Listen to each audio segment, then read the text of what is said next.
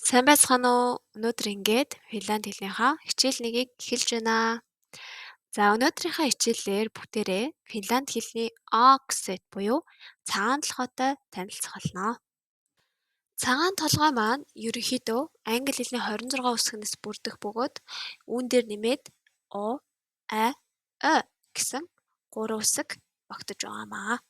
Ингээд 29 үсэгтэй гэж ойлгож болно. За одоо ингээд үсгнүүдээ дуудаад явъя. Анхааралтай сонсоорой. А, авай. Б, bussi. Se, vitamiini.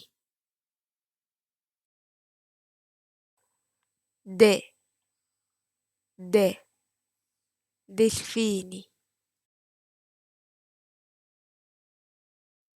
E, etana.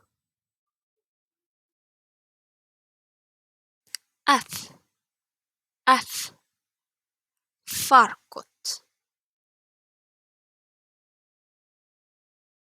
G, gorilla. H, hissi. I, ikkuna. J, jäätelö. K, kahvi. L, lompakko. M, mansikka. N, nenä. A, omena.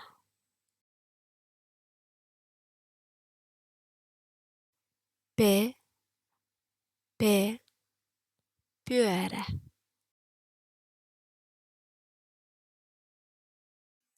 Q.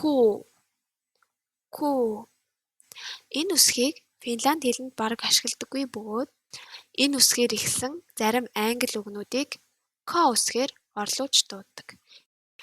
Энэ тохиолдолд бид энэ үгийг QR коди гэж уншнаа. R, raha.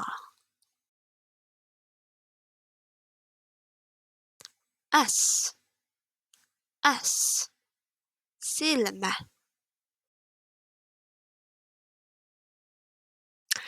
T, tomaatti.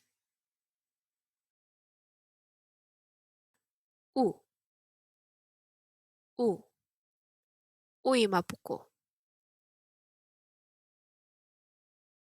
V, voi.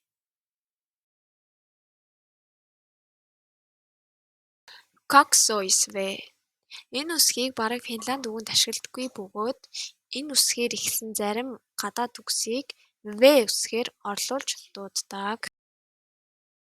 X.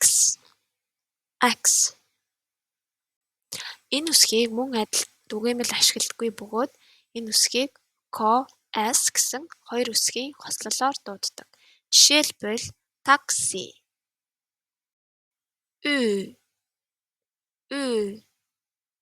Yksi. Zeta. Энэ үсгийг мөн адил ховор ашигладаг бөгөөд зарим гадаад үгсийг дуудахад хэрэгэлдэг. Жишээлбэл зомби. Мөн бидний хамгийн сайн мэдэх пицца хэмээх хоолыг Финланд хэлээр пицца гэж нэрлэдэг. Ruotsalainen O буюу швед хэлний О үсэг. Финланд улс нь Швед, Финланд гэсэн албан ёсны хоёр хэлтэй орон юм. Тиймээс энэ үсгийг Финланд хэл нь ашигладаггүй ч гэсэн заавалчгүй мэдчих хэрэгтэй гэсэн үг юм аа. Жишээлбэл Финланд улсын анхны нийслэл болох Турку хотыг швед хэлээр Åbo гэж нэрлэдэг. Мөн түүнчлэн Финланд улсад гудамжны эрийг швед болон финланд хэлээр бичсэн байдаг нь түгээмэл харагддаг.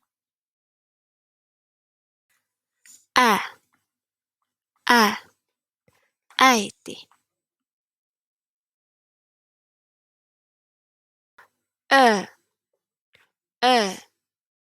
Öljy. За ингээд бүгдээрээ бүх өснүүдээ мэддэг боллоо. Дараагийн хичээлээр дахин уулзцгаая.